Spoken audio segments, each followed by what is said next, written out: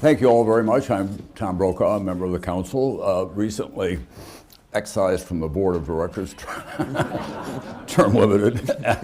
I know you know our distinguished guest, Bob Gates. I'll talk about him a little more in a moment. We welcome all of you. This is a session that is on the record. We have a teleconference underway as well. We'll be hearing from those folks when the Q&A session comes. And it is the Paul Warnke Lecture. Many of you are familiar, of course, with Paul Warnke's distinguished and long career in national security issues. He was a member of what I call the greatest generation. He was served in World War II, became a lawyer, and then in those days, as his generation did, he moved back and forth between his law practice and serving his country. So it's very appropriate that we have Bob Gates here today because he continued that tradition. As a son of the Midwest, he turns out he was born in the same hospital as Jim Lehrer in Wichita, Kansas. We just discovered there was something about that hospital. And went to William and Mary, and when he joined the CIA, at the very entry-level part of it, he was the first member of that agency to rise to the top of the CIA. We also know him, of course, as the Secretary of Defense. It's been a long and distinguished career in public service. He's now in the private sector, but moving back and forth in the public sector as well. He heads the Boy Scouts of America, among other things, and he has never stopped giving back to his country. His latest book is called A Passion for Leadership, about the lessons that he learned as a leader and as someone who was witness to the best of his generation. So, Mr. Gates, let me begin with a question that I've been thinking a lot about. We're roughly the same age. It seems to me that our generation was the last one that felt a real calling to have public service as a part of their life, whether they went into the private sector and then went to the public sector and then came back again. It was an extension of the memories of World War II and the kinds of people who were our mentors growing up. Is that an overstatement? Well, I think that's right, and one of the concerns that I have is that I've seen both in our military, but also when I was president of A&M and now as national president of the Boy Scouts, young people are no less idealistic, I think, than we were. And even at the college level, no less, and maybe even more committed to volunteerism and being engaged. But once they graduate from college, a lot of that goes away. So there was an article in the Wall Street Journal 6 or 8 months ago that said that 30 years ago, 30% of the federal workforce was under the age of 30. And today it's 7%. So a quarter as many young people serving at the federal level.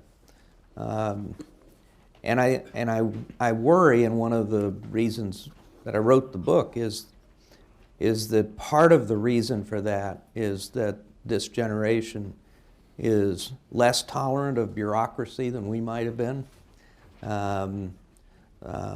less tolerant of a hierarchical structure, of the rigidity of a government organization, the lack of opportunity to contribute significantly at a young age, as they can do in many areas of the private sector. So I think one of the motivations in writing the book is how do we reform and change a lot of these institutions that we need, but that have accumulated a lot of barnacles and no longer deliver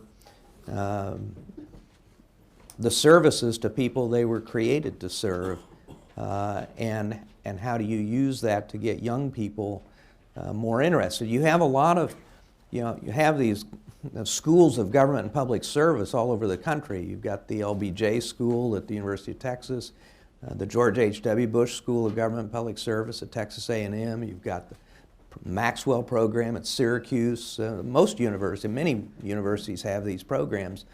of people who are interested in public service, but the disconnect between when they leave those programs and when they and getting into government is pretty significant. And a lot of young people, I think, get into government and then get frustrated and leave pretty early, and I think that's a problem too. Well, with the new challenges before us, domestically and internationally, obviously dealing with the upheaval in the Middle East, jihadism, and dealing with, in a war that's a clash of cultures as much as it is a clash of nation states, the impact in our country domestically in every conceivable aspect of how we are governed and what we do in free enterprise, the digital impact just cannot be overstated, quite honestly. This generation is the generation that's teaching their parents to drive when it comes to that kind of thing. Yeah. So is that also a component of it, that there's a calcification at the institutional level in government, military, and even in the private sector that doesn't speak to the young people who are not going to go stand in line somewhere and wait their turn? No, I think that's absolutely right. And in fact, I was mentioning to you earlier, in the last months that I was secretary, I would talk to the Chief of Staff of the Army and the Commandant of the Marine Corps in particular. You know, these wars in Iraq and Afghanistan have really been small unit wars, at least after the initial operation, at least in Iraq. And in effect, the captain's wars. And I would tell these generals, you know, I would visit a forward operating base in Afghanistan, and here'd be a U.S. Army captain commanding 100 U.S. troops, training 100 Afghan troops, bulldozing roads, building schools, negotiating with the tribal elders, and fighting the Taliban, and having the opportunity to be innovative, entrepreneurial, creative, making decisions, and so on. I would say to these guys, you bring those young people back and put them in a cubicle doing PowerPoints, you're going to lose them. And that's it kind of is all a piece of the same problem. How do you keep these young people who are accustomed to living at the pace of a digital age and put them into these big organizations that move at glacial paces? Let me switch out of the campaign and the issues before the country in the national security area, where we look to you for guidance and wisdom. You've been hearing proclamations like, we're going to carpet bomb the Middle East, and we're going to build the military to the greatest military that has ever been known. Whatever it takes, we're going to pour it into the military to make sure that we get that job done. On the other side, the spectrum, the president gave the impression the other night in the State of the Union address that we're doing just fine against ISIS. It's not really a great threat to who we are, our national identity. As you look at all of that, how well is the country being served by the real challenges that are before us when it comes to jihadism and now the upheaval and the cultural clash going on in the Middle East? Well, I think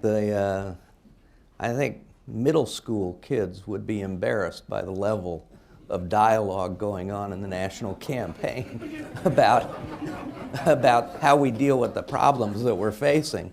I think that these guys are making these, men and women are making these broad pronouncements. It's clear they don't know what they're talking about. As you quoted them, make the sand glow and carpet bombing the shit out of them and things like that. I think the leading candidate said.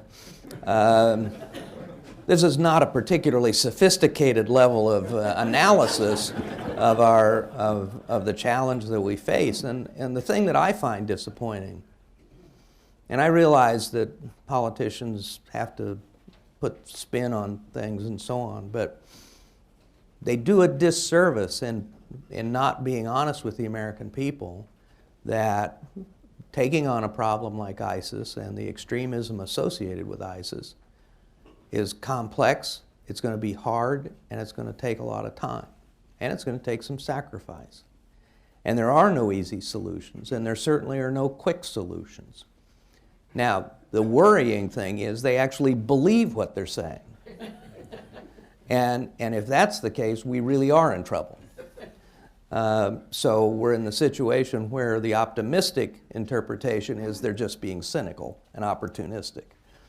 I think that by the same token, I think that the president has all along underestimated ISIS, has underestimated the degree of fear that they have been able to provoke among a lot of Americans. And I've talked to some people here in New York who are in the travel business, and they say travel to Europe is off. And more New Yorkers are vacationing or going to New England because they're worried about their safety in Europe. Well, when you consider the statistics and the odds of being attacked, it's basically a psychological effect, and the president, I think, has completely misread the psychological impact of these lone wolf attacks or these quote-unquote small-scale attacks that result in multiple casualties that have been sponsored by ISIS or by people radicalized by ISIS and acting as lone wolves. So I think at the same time the administration has underestimated the impact of ISIS and what it's going to take to deal with ISIS. On the other side of the fence, you're getting these simplistic and frankly ridiculous formulas on how they're going to take care of the problem. It's inconceivable to me that they really do believe that will solve the problem. Take us through our institutions, military and intelligence, and how effectively they have been able to adapt to this new kind of warfare that we're dealing with. It's asymmetrical, we all know that, but it's beyond that. It's not a nation-state war. We're talking about a cultural war. We're talking about a very nimble enemy in that part of the world, which is a lot more sophisticated than a lot of people here want to give it credit for being in terms of how it finances itself, how it communicates with its potential members. Do we have in the government, at the Pentagon and at the CIA, enough people who really grasp the nature of this enemy, have a real sense of the Arab culture and the various players that are out there, because it's not uniform. You know, when 9/11 happened, there was that startling statistic that we had just a handful of Arabic speakers, I think, in the CIA at that point. I remember after the fall of the Shah and the Carter administration, we had something called the Political Intelligence Working Group that met at the White House, and it was to assess how did we miss a development of such extraordinary consequence. And we went through the level of expertise in the government. And at that time, the Foreign Service, now this is 35 years ago, Foreign Service had 2 officers in Riyadh that spoke Arabic. And they spent 40% of their time squiring around congressional delegations. And it hadn't gotten any better. Really? Not at all. I would say that in the military and in the intelligence community, and I see Mike here, Mike Hayden, I think we have the skills and the knowledge and the insights. I think that the military, I've stayed away from Washington and really don't get involved in anything there, but I have the impression that the military has been pressing for many months to do the kinds of things that gradually, and I think reluctantly, the administration has begun to embrace, about more help to Sunni tribes that are prepared to resist ISIS, to the Kurds, getting more trainers in and at a lower level in the Iraqi security services, forward spotters and things like that, more special operators. I think the military has been recommending these kinds of things, which are an alternative to sort of a big, massive ground force that have the opportunity to enable those who are willing to resist ISIS. And I would say even providing weaponry directly to some of these tribes, Sunni tribes, and to the Kurds to help them because of the challenges of working through the Baghdad government. But I do think we have the talent.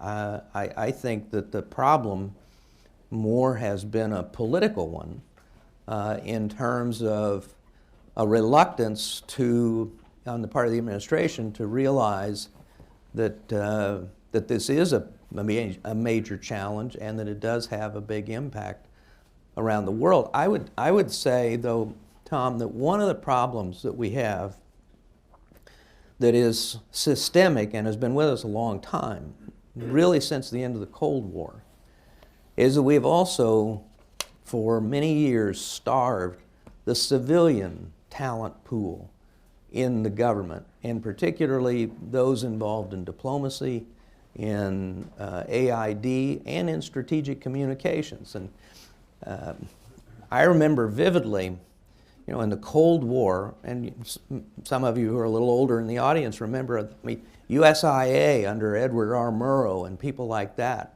You had USIA libraries in every major city in the world. You had Voice of America, Radio Free Europe, Radio Liberty. And in addition to this panoply of things on the overt side, you had CIA covertly sending millions of copies of the Gulag Archipelago into the Soviet Union, and magazines and things like that. So you had this Wurlitzer of strategic communications that was a big part, I think, of success in the Cold War. That's all been basically dismantled, and that whole big operation now sits in a small corner of the State Department. Those are the people also that you need to rely on in terms of how do you come up with a digital response to ISIS? How do you counter, either directly or through other organizations, the messaging that ISIS is sending to the West, to Europe and to the United States, that's radicalizing some of these people and so on? And we've basically disarmed that part of the national security toolkit. I want to turn now to China, which is a national security issue as well. It's getting a much higher visibility. I remember the most unsettling thing that you said when you came back from one of your tours of China was the command and control protocol. You would go to these remote outposts, and the people who were staffing those remote outposts with a wide array of very lethal weapons, including nuclear, they had control over command. It wasn't being done from Beijing. Now we hear that Xi is trying to rein that in. Is that what you hear as well? No, I think that's absolutely right. I think, I was very troubled when President Hu was in office or in power, because we had a number of instances where we believed the People's Liberation Army was acting independently of the political authorities in the country. We had pretty good information that the anti-satellite test that took place without the knowledge of the civilian leadership, that the interference with the U.S. Navy ship Impeccable took place without the civilian leadership being aware of it. And I know for a fact that when they rolled out the J-20 stealth fighter 2 hours before I was to meet with President Hu, that he didn't know about it. But I think one of the big changes that Xi has made is there is no question in my mind at all now that Xi is totally in control of the military in terms of they report to him and they don't do anything that he doesn't approve of. That's a kind of a good news, bad news story. The good news is command and control's been tightened up. The bad news is when bad things happen, it's not some rogue PLA guy acting, it's the leadership of the country that's involved. How do we get North Korea under control? I like to say that we're now in our third generation of Kims, and with each successive generation, we've been swimming in a shallower and shallower part of the gene pool. My worry about Kim Jong-un is not only that he's dangerous, but that he's stupid. But he's got a great haircut. You got to give him that. He has a hell of a haircut. We know pretty well now that he was behind the sinking of the South Korean warship, the Cheonan, that he was a leading figure behind the artillery barrage on the South Korean islands as he was basically trying to prove his mettle to the North Korean military leadership that he was tough enough to take on the job. The challenge that we have is the reality that China has influence in North Korea, but it doesn't have control. And there was an episode during one of the previous famines in North Korea where the Chinese were sending gondolas, railcar gondolas, full of food into North Korea, and the North Koreans were stealing the rail cars, wouldn't send them back to China.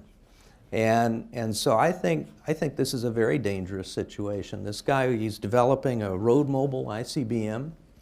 He clearly is on, he wants to develop a hydrogen weapon. My guess is he doesn't have one yet. And so it's a very difficult situation. And I think the problem we face with regimes like Iran is that they see how easily Saddam was overthrown because he didn't have nuclear weapons, how easily Gaddafi was overthrown by a ragtag army with Western air support, but how carefully we deal with North Korea, which has maybe a half a dozen or so pretty crude nuclear weapons. But they keep working at this. They're working on submarine-launched ballistic missiles and that capability. And they have these successive failures, but eventually they're going to get it right. And that's going to be a very dangerous situation, all of which is diagnosis without a prescription for how you solve the problem. We know that President Putin of Russia has identified Donald Trump as his favorite presidential candidate in America. And Trump was very happy to receive that kind of an endorsement. If the President of the United States now or in the future called you in and said, how do we deal with him and with Russia, especially now that its economic situation is getting ever more perilous, and that's a prescription at some point for something happening from the ground up, how would you deal with Putin? Well, President Bush famously said that he had looked into Putin's eyes and seen his soul.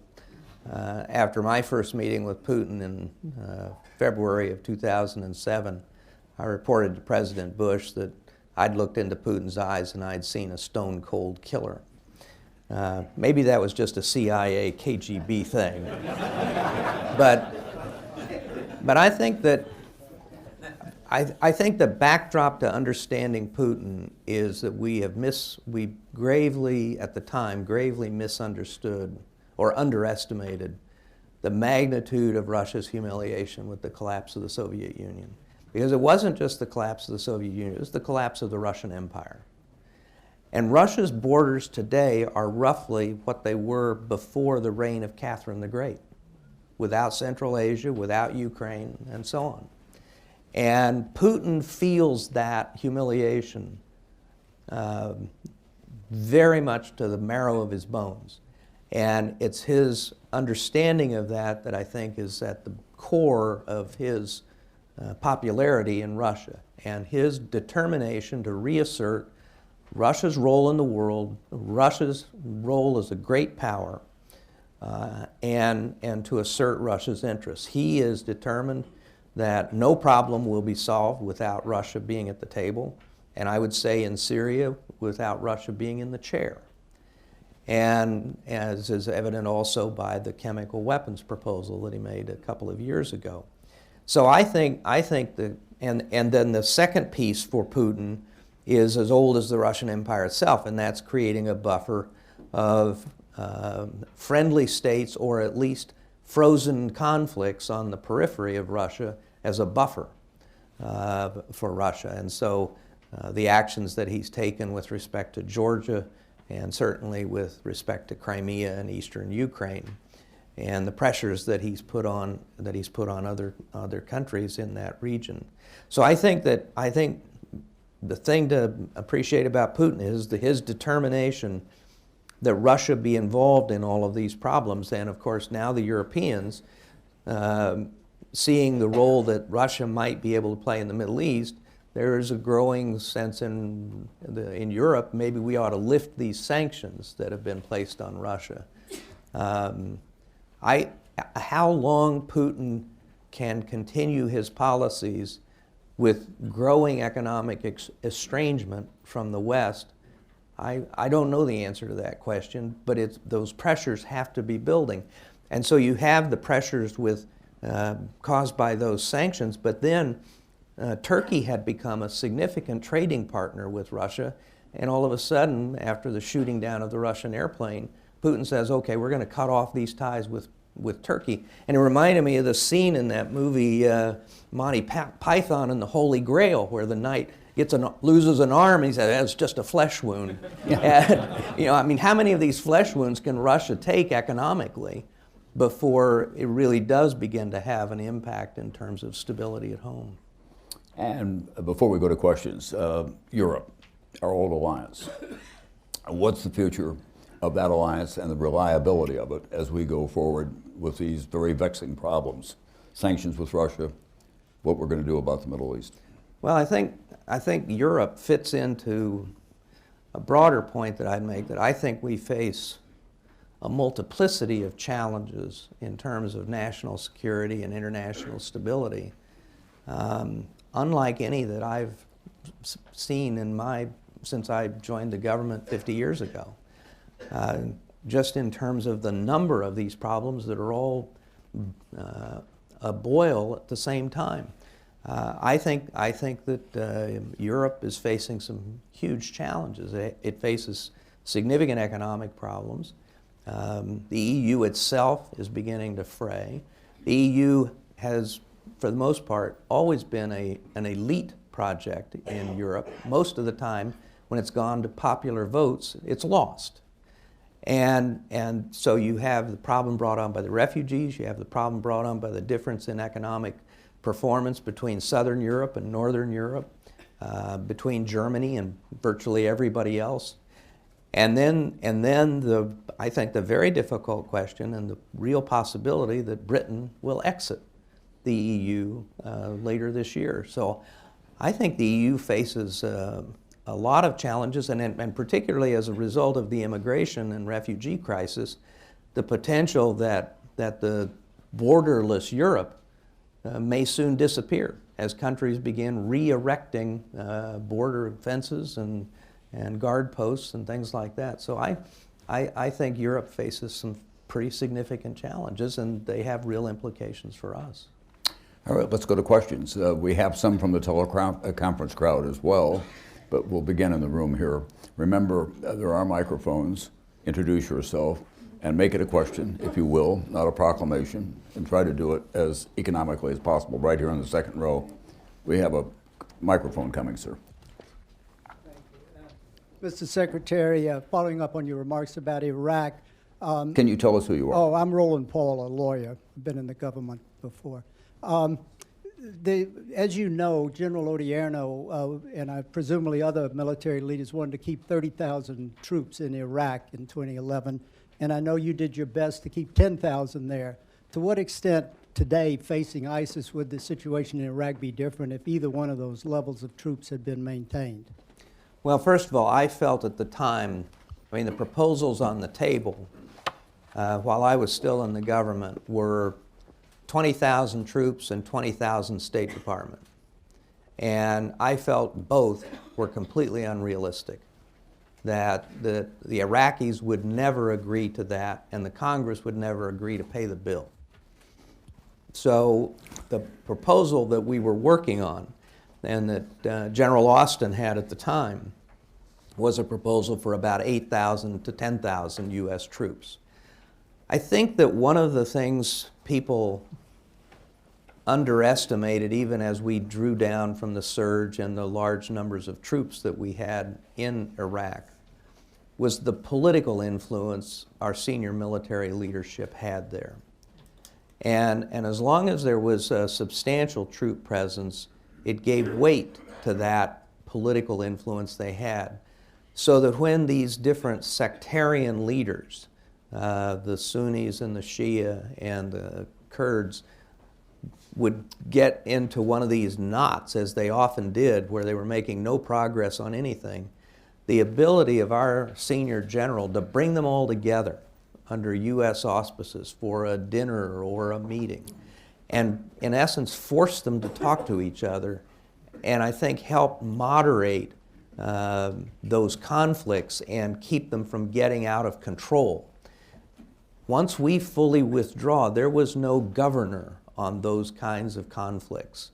And so they could just run unconstrained. And so I think having no troops there certainly had security implications. But I think the political implications in terms of harnessing to a degree, at least at the government level in Baghdad, some of the sectarian conflict is underestimated. And we lost that. And once we were out, Maliki in particular was allowed to essentially follow his own instincts, which were all bad. And I think, for example, on the military side, we had trained and I think probably had some influence in the selection of a lot of the senior officers in the Iraqi security services.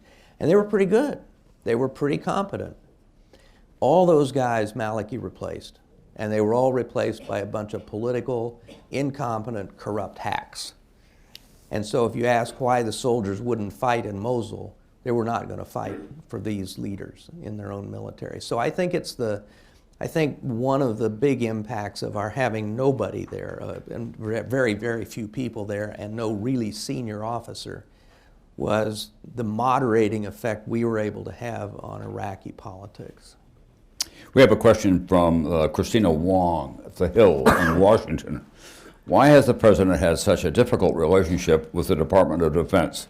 He's had 3 defense secretaries leave office, you, Leon Panetta, and Chuck Hagel, all of whom had fairly similar critiques of the administration, which they didn't hesitate to go public with. Well, I will say, first of all, that I had my issues with the White House, but my decision to leave was, I stayed longer than I intended by a long shot. When President Obama and I first talked, it was I put on the table, well, why don't we just say a year? And as I wrote in Duty, I put a period on that sentence and he put a comma. And I stayed for a year and a half after that. And as recently, as close to my departure as maybe 3 or 4 weeks out, he said, "Are you sure you won't change your mind and stay? I'd like to have you stay through at least the end of the first term and for as long as I'm president, if you're willing." And by that time, I'd done the job for 4.5 years. That was longer than all but 4 of my predecessors. And I was exhausted. It had been 4.5 years at war, and I was ready to leave. In the 4.5 years since I left, so I was there 4.5 years, in the 4.5 years since I left, as you point out, there have been 3 secretaries.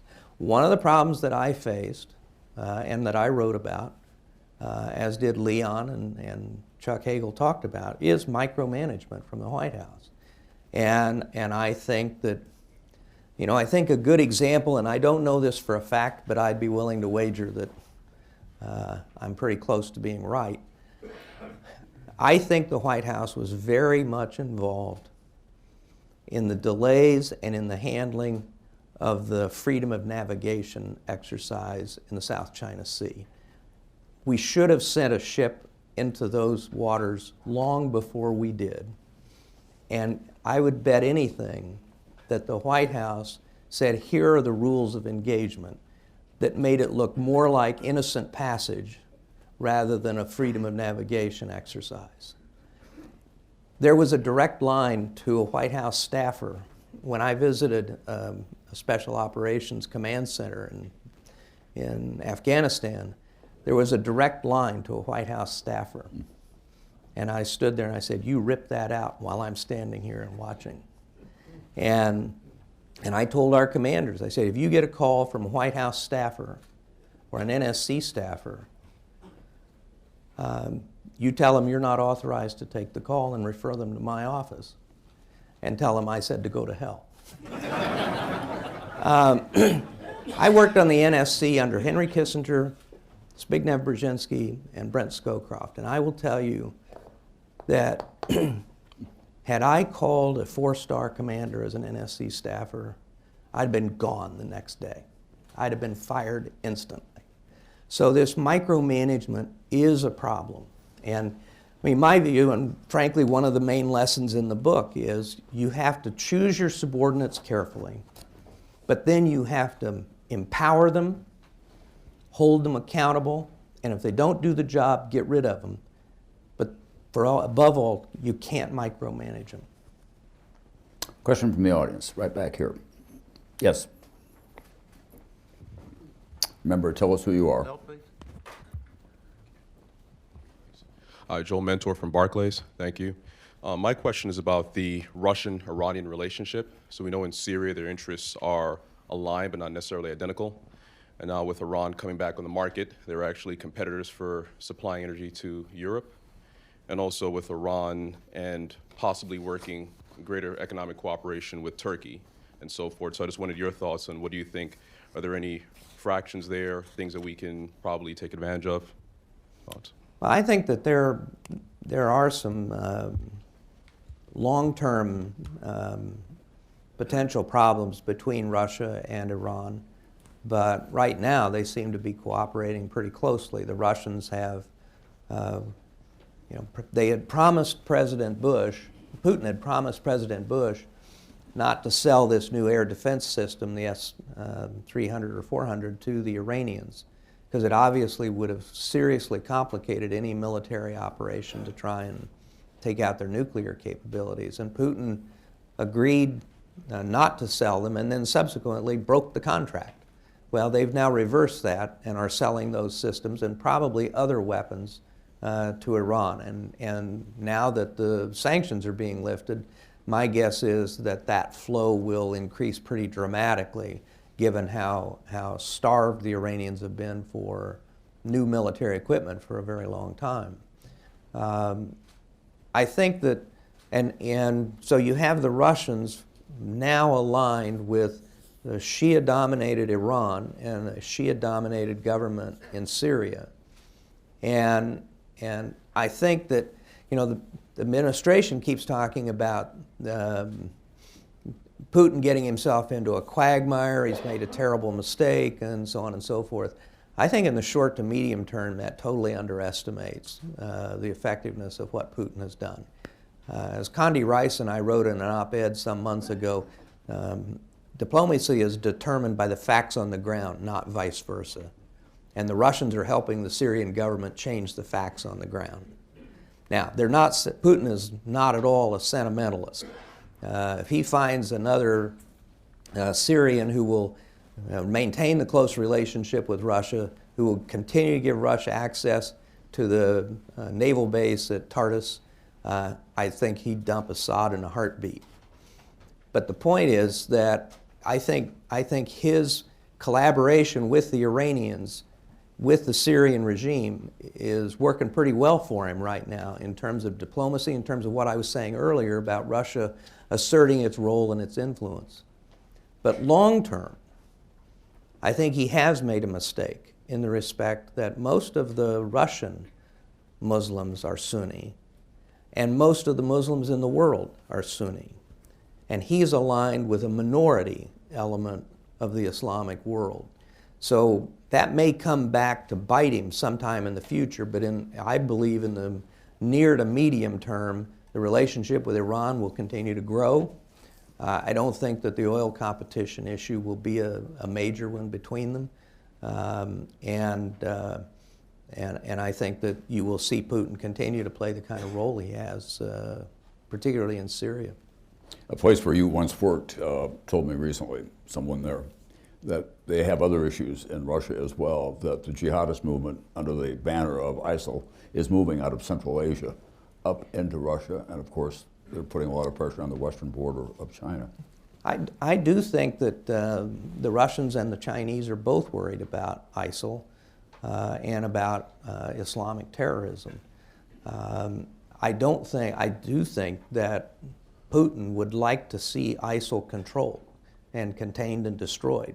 I think they do see ISIL as a danger to them. I remember the the Russian defense minister once told me, he said, the Iranians don't need a missile to get a nuclear weapon into Russia. And the terrorists don't need, it's not as hard for the terrorists to get into Russia as it is for them to get elsewhere, into other countries. So I think Putin, I don't doubt Putin's desire to see ISIL destroyed, but he's pursuing a path where I think he thinks the way to do that is to empower Assad.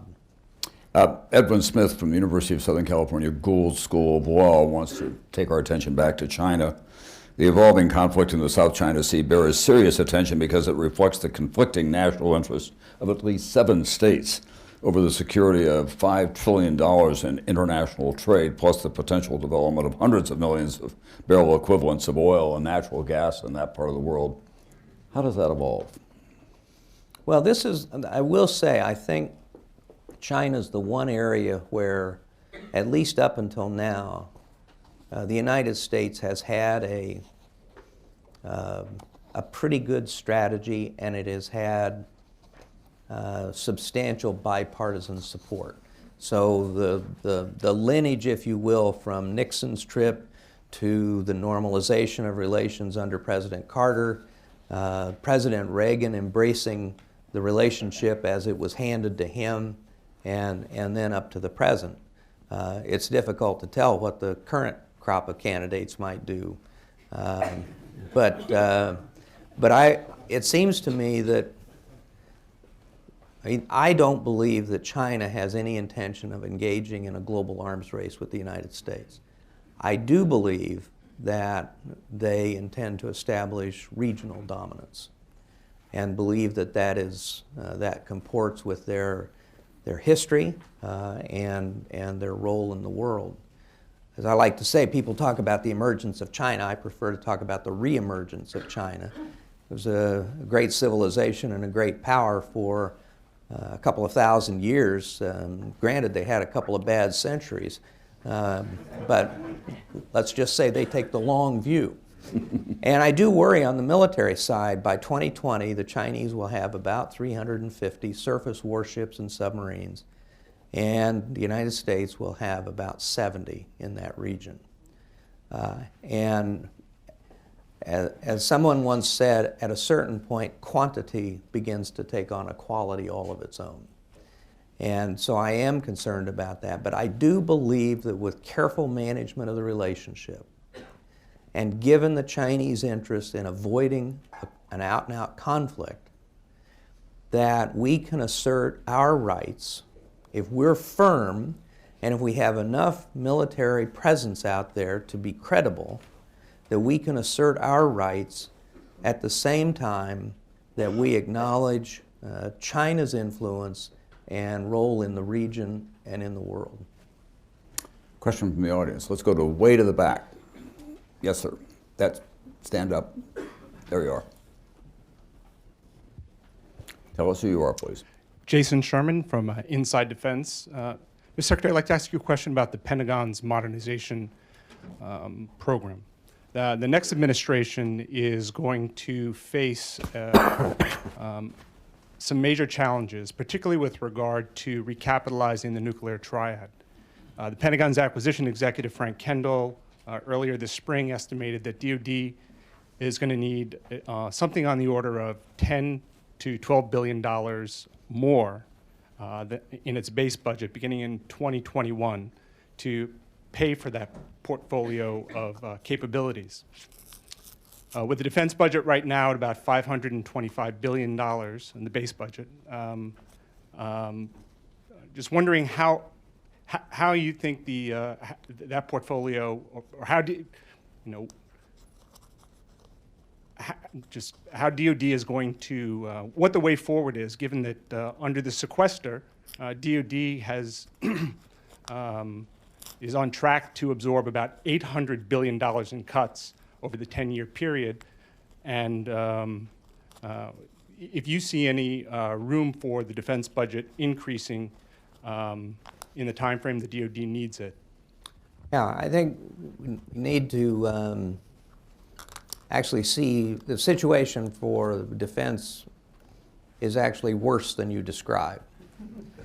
So in 2009, 2010, I cut about 36 major procurement programs that had they been built out fully over time would have cost about $330 billion. We then launched what we called an efficiencies exercise in 2010 and identified about $180 billion in overhead that could be cut.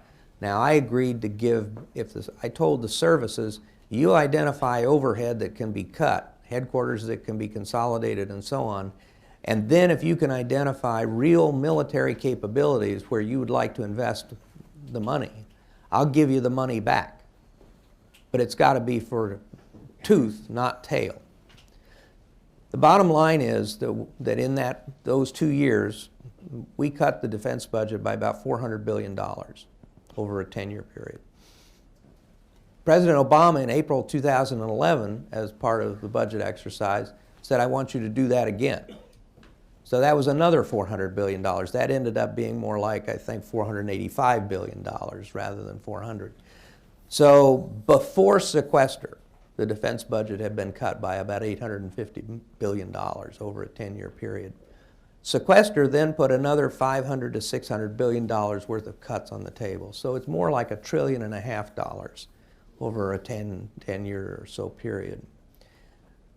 The first thing that's wrong with the way we do defense budgeting is the lack of predictability. In the last 10 years, the Department of Defense has had a defense appropriations at the beginning of the fiscal year twice. And that was 9 and 10 years ago. Every year, they have begun with a continuing resolution and/or sequester. So one of the problems in figuring out how to fund long-range investments in defense, whether it's shipbuilding or whether it's modernizing the triad, is predictability in the budget. And here Congress is basically at fault. And until they can provide some predictability in terms of not just getting appropriations in a timely way, but on what the rate of growth will be looking out 5 or 10 years, it's going to be very difficult to manage these modernization programs. I think that there is still a lot of overhead in the department that can be cut. And one of the points that I make in the book is that actually times of austerity are great opportunities for the reformer because it provides an incentive to change the way you're doing business. So whether you are consolidating combatant commands or doing a lot of things differently, these kinds of budget circumstances provide an opportunity for somebody who's bent on changing and reforming the system. But I think that the American people and the Congress has to realize, for example, on the Navy side, that the ships that were built in the Reagan era are aging out. And so there's a modernization process that has to take place in the Navy. The Air Force is operating with the oldest planes we've ever had in our inventory. Our bombers, our tankers, our fighters, you name it. Now, we are building the F-35. We are building a new tanker, but we're just really beginning to get those programs moving. So I think, you can debate how much the defense budget needs to grow. I think the Defense Department, if given the opportunity and the flexibility, could find money internally by cutting overhead to fund some of this modernization. But I also think there needs to be a predictable rate of growth, whether it's 2% or 3% a year. And if you gave the Defense Department that and you promised and delivered that they could count on that for 10 years, I think they could manage these modernization programs. Other questions? Yeah, right behind the pillar, right in front of the pillar, I'm sorry, right there. You're walking up to him, yeah. Thank you for your service in government, Secretary Gates. I'm Amit Sharma, Empowerment Capital and former U.S. Treasury Department. I was intrigued by a statement you made earlier on the underinvestment or lack of investment in empowering agents, USAID and others. If you could comment on how do we reverse that trend? How do we look at strategic investments, not only within the part of the U.S. government, USAID, Exim Bank, OPIC, and other institutions, but also to enable commercial endeavors in areas of high risk, conflict, post-conflict, that can then complement our broader security and foreign policy objectives? Well, it's fundamentally political. I mean, it's there's no thought behind it. It's just we don't want to fund those things. And everybody here knows that foreign aid is like a dirty word on Capitol Hill. And you know, if you characterize it as just shoveling money at foreign countries, then that's probably deserved. But I think we're a lot smarter than that. I think it's a vicious circle. I think presidents and OMB don't agree to increases in the State Department budget because they're convinced the Congress won't approve it. So why take money away from something else to add to the State Department numbers when the Congress will just take it away? It's a lot easier to put more money in a failing program in the Department of Defense than to give these guys anything. So I think what it requires is really some committed, visionary leadership in some key roles on Capitol Hill and a president with the courage of his convictions. Now, the State Department did get some significant budget increases, as I recall, during the Bush administration. And they were able to add some additional Foreign Service officers or so on. But, you know, as Condi Rice used to remind me, I have more people in military bands than she had in the Foreign Service. Or to put it in another way, if you took every Foreign Service officer in the world, you wouldn't have enough people to crew one aircraft carrier. So, you know, the disproportion in what's spent on the military and what's spent on the civilian side of the toolkit is vast, and that's easy to explain, but the reality is marginal investments on the civilian side could yield, in my view, disproportionate benefits. But it's going to require somebody on the Hill being willing to take some leadership and understand the importance of that. In our digital world, how confident are you that we're able to secure our most important secrets, like Hayden sitting here in the front row? Well, Mike may disagree with this, but I think we do a pretty good job of protecting the classified networks in the Defense Department. And we started a program where we extended that umbrella to defense contractors on a voluntary basis because they had to give us some information so that we could help protect their networks. I think that, and I'm in dangerous ground here because Mike was not only director of CIA but director of NSA, but I think we have the technical capabilities to protect ourselves, but the government and the private sector are completely wrapped around the axle in terms of figuring out how to make it happen. And it's not a partisan issue. It's one of the few issues that's not partisan. You've got Republicans that disagree with each other, Democrats that disagree with each other. You've got differences within the executive branch, both in the Bush administration and the Obama administration. You have major differences between private business or business and the government in terms of how much information business is willing to share. And the result is we're kind of nowhere. Now, I cut a deal in July of 2010 with Secretary of Homeland Security, Janet Napolitano, in the belief that, you know, a lot of Puritans, civil liberties and privacy Puritans say, well, we'll wait for a civilian NSA to be created, and that'll protect our networks. And my attitude is, ain't it ever going to happen. There isn't enough money, there isn't enough time, and there isn't enough human capital. So how do we use NSA to protect our domestic networks? So what Jan and I came up with was I allowed her to nominate and appoint a deputy director of NSA who would have his or her own general counsel and would have the authority to task NSA real time if there were a threat to domestic networks. We got the president to agree to this. We did it all in about 3 weeks. We ignored the rest of the bureaucracy. It goes to a point in the book. By ignoring the rest of the bureaucracy, we probably guaranteed failure. Because even though the president had approved it, the bureaucratic forces came back. As I like to say, we parted the bureaucratic waters momentarily. And it was only a few months before they closed back over again. And we're basically back where we started. But we have to figure out a way to arrive at some consensus in the government, both the executive branch and the Congress, and also the business community, before we're actually going to be able to use the tools that we have to protect our networks. One last question, and if we can make it as economical as possible right here on this side. We haven't gotten to this section yet. No, right here. My name is Donald Shriver. I'm the former president of Union Theological Seminary, and I'm also a World War II draftee era. One of the great changes that has happened since my being drafted is that this country is now on a kind of permanent war footing. And I should think that the morale of both our troops and our civilians depends a great deal on the possibility that there can be an end of a war. It would seem that the conflicts we are now engaged in have no end.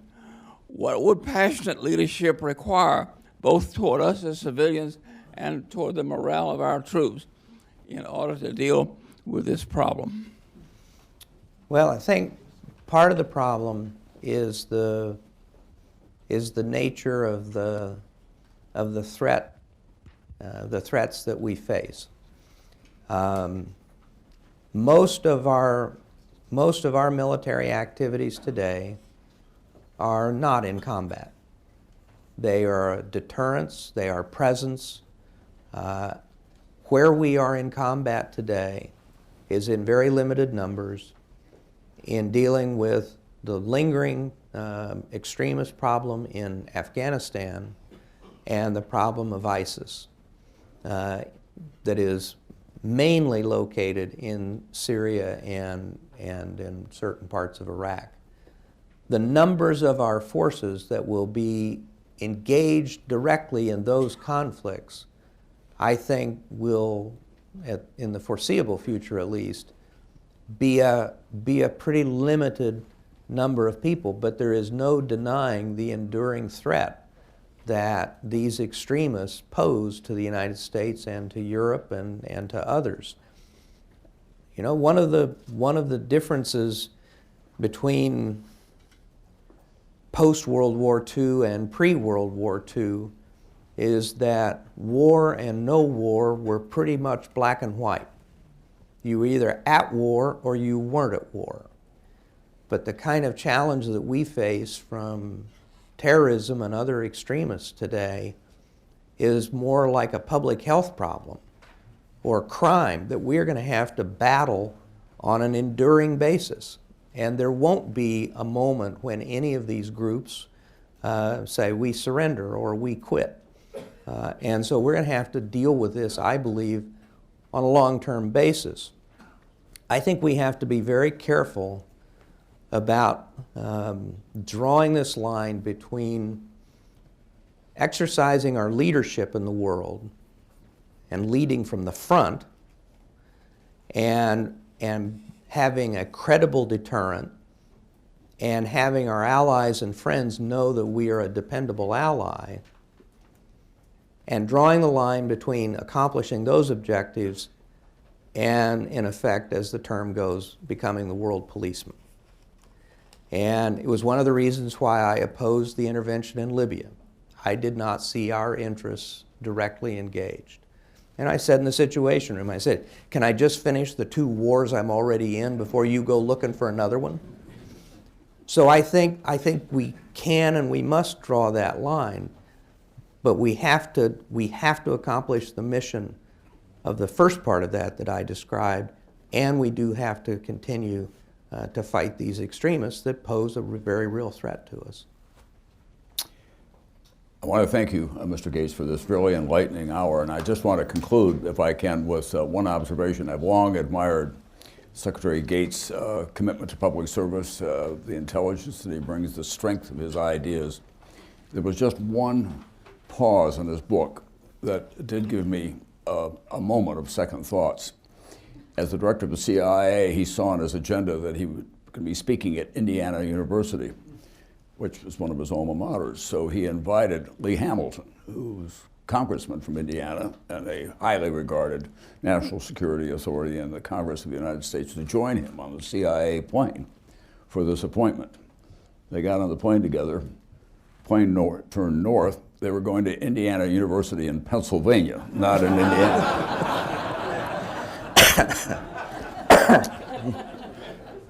But I give him all kinds of credit for putting that in the book.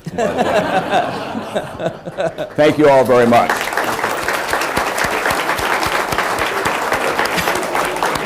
That was really good.